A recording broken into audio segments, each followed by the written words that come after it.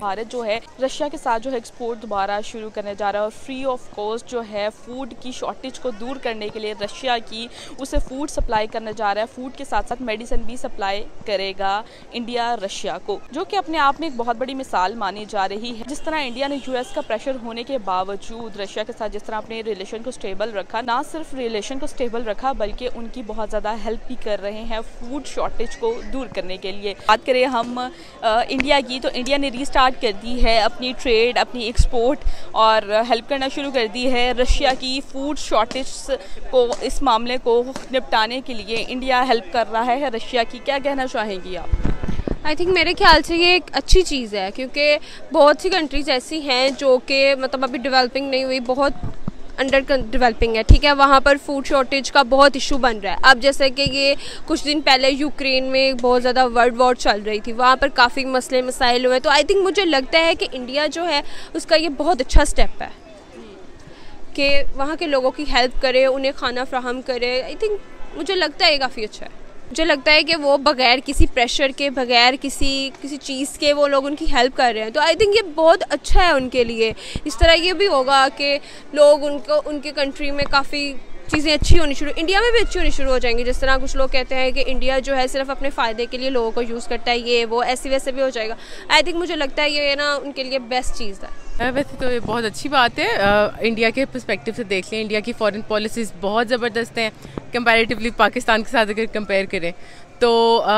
India के बाकी ममालिक के साथ भी आप रिलेशंस देख लें, whether it's Japan, Russia, USA, मतलब हम जहाँ जहाँ देख लें उनकी फॉरेन पॉलिसीज़ बहुत बेस्ट हैं। और यही I think one of the main reasons, अगर मैं टॉप मोस्ट रीज़न कहूँ कि उनकी जो भी अचीवमेंट्स, उन्होंने इतना कुछ अचीव कर लिया है जब से पाकिस्तान और इंडिया अलग-अलग हुए, दो अलग, पहले एक ही मुल्क होता था। तो अगर इसको कंपेयर करें, पाकिस्तान यहीं पे रह गया है, बट इंडिया की जो फॉरेन पॉलिसीज़ हैं उनकी वजह से वो फ़ायदा उठाते हैं, फ़ायदा लेते हैं। मतलब ये गिव एंड टेक वाला सीन होता है। तो ये बहुत अच्छी बात है कि अगर इंडिया ने ये वाला स्टेप भी ले लिया तो वेल बेटरमेंट है, फ्यूचर में बहुत अच्छा नज़र आता है। बिल्कुल। अच्छा, इस हवाले में ये कहना, देखना सबसे पहले चीज़ आ जाती है इंसानियत, ठीक है। अच्छा, सबसे पहले जो चीज़ है वो है इंसानियत, ठीक है। इंसानियत के नाते अगर इंडिया ये काम कर रहा है तो अच्छी बात है, हमें उसको सपोर्ट करना चाहिए। हमें कहना चाहिए कि जो एक चीज़ अच्छा काम कर रहा है एक मुल्क, तो उसको करें, चाहे वो जो मर्ज़ी करे। इंडिया चाहे पाकिस्तान के खिलाफ साजिशें करे, कुछ भी करे, कोशिश उसकी यही होती है कि पाकिस्तान को बदनाम करे किसी ना किसी तरह। लेकिन एज अ मुस्लिम, और अगर हम इंसानियत को देखें कि अगर वो ये काम कर रहा है, फूड सप्लाई कर रहा है और उनकी नीड पूरी कर रहा है, तो वेल एंड गुड है, हम उससे शाबाशी देंगे। क्योंकि यूएसए आपको पता है कि वैसे ही उनके खिलाफ है एक तो, ठीक है। वो नहीं चाह रहा कि किसी के भी मुल्क के उनके साथ ताल्लुकात हों। लेकिन अगर वो इस बिना पर भी फिर भी कर रहा है तो उसके कोई ना कोई उसके पीछे उसका मफाद तो लाजमी होगा। अच्छा सर, ये बताइएगा कि यूएस का प्रेशर होने के बावजूद इंडिया ने अपने रिलेशंस मुख्तलिफ कंट्रीज़ के साथ बहुत अच्छे रखे हुए हैं और यूएस का कोई प्रेशर वो फेस नहीं कर रहा है। मतलब प्रेशर है भी, लेकिन फिर भी वो अपने मुल्क का इंटरेस्ट है वो उस हिसाब से काम करे। क्या कहते हैं? अच्छा, बिल्कुल, एक बात ये आ गई, आपका मतलब यूएसए का प्रेशर है। यूएसए मतलब स्ट्रिक्टनेस करता है, ये चीज़ कर देते हैं कि आपने ये काम करना है, ये काम नहीं करना, हर मुल्क में दखल अंदाजी तो करता है। लेकिन आप देखें कि इंडिया की आबादी कितनी है। इंडिया की आबादी मैक्सिमम कम से कम भी ना 2 अरब के करीब आबादी है। अब यूएसए का जितनी भी प्रोडक्ट्स होंगी वो अगर इंडिया परचेज़ भी कर रहा होगा, यूएसए का आधा कारोबार जो होगा, आपको पता है वहाँ पे फिल्म इंडस्ट्री बहुत ज़्यादा है, उसके बाद आईपीएल है, उसके बाद क्रिकेट में बहुत ज़्यादा, मतलब पैसों के लिहाज से ना इंडिया अच्छा मुल्क है इन्वेस्ट करने के लिहाज से। तो यूएसए का आधा पैसा तकरीबन इंडिया में इन्वेस्ट होता होगा, चाइना में इन्वेस्ट होता होगा। इसलिए जो अमेरिका है ना, यूएसए है ना, तो वो चाइना से टक्कर लेता है ना वो इंडिया से टक्कर लेता है। तो इस वजह से इंडिया पर घबराए बगैर जो काम होते हैं वो करता है। लेकिन वो उसकी बात ज़रूर मानते हैं, ये नहीं कि वो बात नहीं मानते, लेकिन वो बात ज़रूर मानते हैं। सर, ये कहना गलत तो नहीं होगा आज की डेट में कि इंडिया बेहतरीन डिप्लोमेट कंट्री है? बिल्कुल बिल्कुल गलत नहीं है, बिल्कुल आप सही कह रहे हैं, इसमें कोई शक नहीं है, ठीक है ना। इंडिया टेक्नोलॉजी में आगे है, ठीक है। इंडिया का आप कोई भी बच्चा पकड़ लें, हमारी आप तालीम चेक कर लें और उनकी तालीम चेक कर लें, उनका कोई 5th स्टैंडर्ड का स्टूडेंट्स होगा ना, तो वो हमारे जो यहाँ का MA इंग्लिश होगा उससे अच्छी इंग्लिश बोलेगा, ठीक है।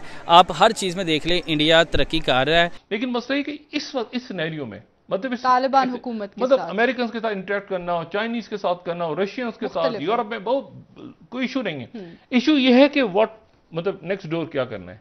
नेक्स्ट डोर जो है वो तालिबान की हुकूमत आई हुई है।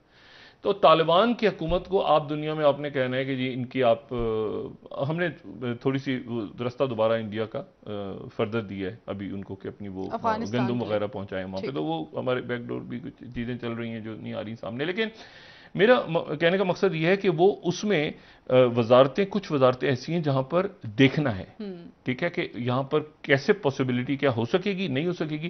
तालिबान तो अभी तक आपको पता है कि वो स्कूलों के ऊपर, बच्चियों के स्कूलों पे और उन मामलात के ऊपर उनका एक स्टांस है।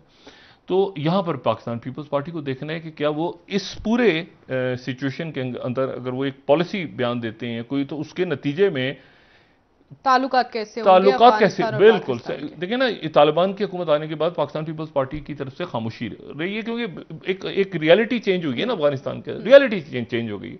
मौलाना फजलुर रहमान बात कर सकते हैं, लेकिन मौलाना फजलुर रहमान साहब भी अफगानिस्तान तक ही कर सकते हैं ना, या चलें चाइना तक, अमेरिका से तो नहीं करेंगे बात, या यूरोप से। तो यहां पर बहुत इंपॉर्टेंट है कि हुकूमत की खारिजा पॉलिसी का तयन जो है वो कैसे होगा।